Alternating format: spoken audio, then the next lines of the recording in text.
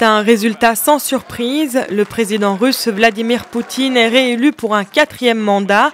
Après le dépouillement de 90% des bulletins, le chef d'État russe a obtenu 76,4% des suffrages, bien plus que les 63,6% obtenus en 2012 et que tous les sondages de ces dernières semaines, selon la commission électorale. Il devance le candidat du parti communiste Pavel Grudinin, qui ne récolterait que 12% des voix, devant l'ultranationaliste Vladimir Zhirinovski, autour de 6%. Vladimir Poutine reste donc au Kremlin jusqu'en 2024, année de ses 72 ans.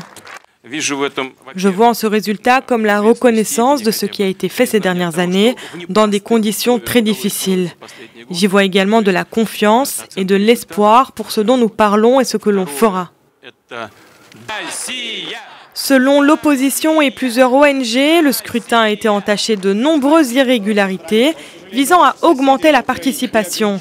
L'ONG Golos, spécialisée dans la surveillance des élections et qui dresse une carte des fraudes sur son site internet, faisait état dimanche après-midi de 2288 cas d'irrégularité, tels que du bourrage d'urnes, des cas de vote multiples ou des entraves au travail des observateurs. Des militants de l'opposition ont notamment fait état d'électeurs amenés en bus dans les bureaux de vote par la police, où des coupons de réduction pour des produits alimentaires étaient distribués aux Russes qui se rendaient aux urnes.